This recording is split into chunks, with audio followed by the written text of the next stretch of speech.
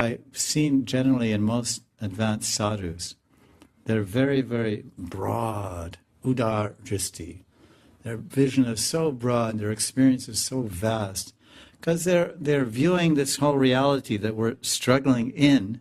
They're viewing it from outside this reality, from the viewpoint of transcendence. They're from the outside looking in, and we're from the inside not looking.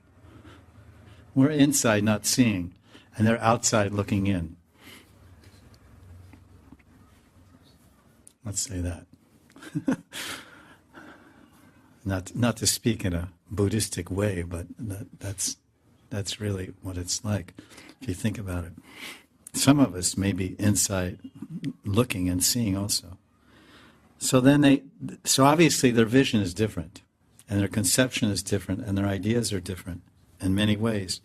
The way they think and see is what attracts people to the feet of the sadhu. They're transcendentalists. Arjuna asked the same thing in the beginning of Gita. He said, Krishna, you're talking about this Bhinoshmenyatade, there's a soul, there's a body, there's something transcendental, there's something material, aprayam ditastanyam, prakriti meparam.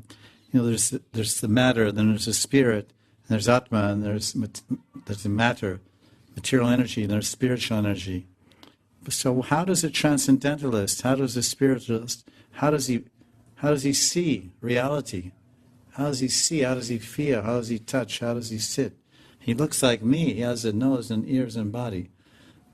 But the consciousness, the software, we can say the software, two computers look the same, but one costs, 200 rupees and one costs 2 lakhs. Because what's inside it?